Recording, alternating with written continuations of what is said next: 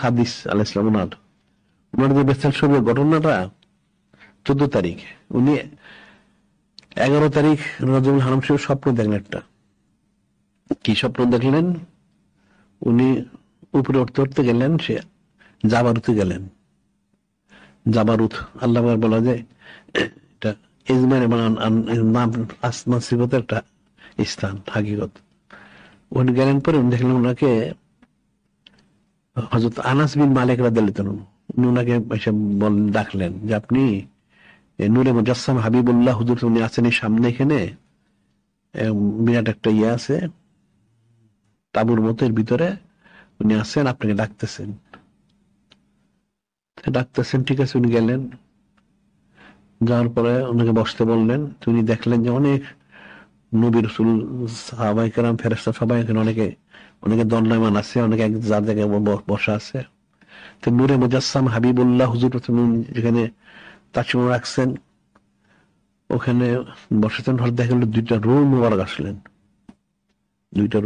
আসলেন, আবার ওনার পাশে ইমাম সানি ও সালেস ওনারাও আছেন বসে। নূরে মুজাসসাম হাবিবুল্লাহ হুজুর পাশে বললেন ওনাকে, ইমাম সাদিস আলাইহিস সালাম, আপনি এক কাজ করেন, আপনি যা দেখবেন এটা আপনি লিপিবদ্ধ করবেন, লিপিবদ্ধ করে আপনাকে 3 দিন পর আবার চলে আসবেন আমার কাছে। জানাই দিলেন। তিনি কাশফুল গুয়ুব একটা কিতাব ওটার মধ্যে লেখছেন। তো তখন নূরে মুজাসসাম হাবিবুল্লাহ হুজুর পাক সাল্লাল্লাহু আলাইহি ওয়াসাল্লাম বললেন যে আসলে ইমাম সানি ইমাম সালেস যখন সাথে ছান্ন প্রকাশ করলেন, তখন আল্লাহ পাক ওনাদের পরিবর্তে আমাকে 2 জন উম্মত দান করলেন।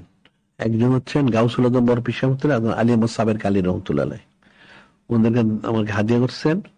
তো ওনার ওই 2 জনের 2টা রূহ মুবারক, কারণ তখন ওনার তখন জান নাই যে উনি আসেন নাই, ওনার 2 ইয়াতে জানু মরে বসলেন। তো বললেন যে এরকম ব্যাপার, ওনাদের দ্বারা আমার দিন ইসলামের আল্লাহ পাক খেদমত নিবেন।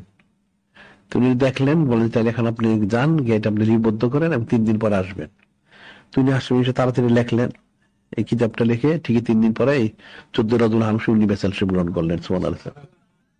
আমার এখানে বলার বিষয় হচ্ছে যে নূরে মুজাসসাম হাবিবুল্লাহ হুজুর পাক ওনাকে জানাইলেন, সবাইকে তো সব তো জানান না, জানাইলেন যে ওনাদের যেহেতু ওনারা যখন সাথী সামনে প্রকাশ করলেন, তাদের দিন ইসলামের খেদমত আঞ্জাম দিতে হবে কারা, তো যুগে যুগে তো লোক আসতে হবে, তাহলে ওনারা আসবেন সেই 5ম হিজরিতে, 50 শতক হিজরিতে আসবেন। তো ঠিকই ওনারা আসছেন, 6ষ্ঠ শতক হিজরিতে আসছেন।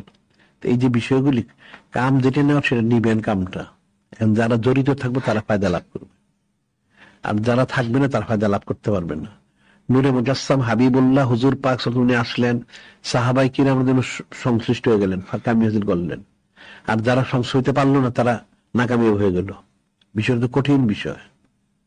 তো এই যে জিনিসটা এখন দিন ইসলামের যে বিষয়টা, ইস্তেকামত থাকার বিষয়টা, যে যদি কেউ ইস্তেকামত থাকে কাজ তার দ্বারা হবে, তাকে আল্লাহ পাক করায় নিবেন।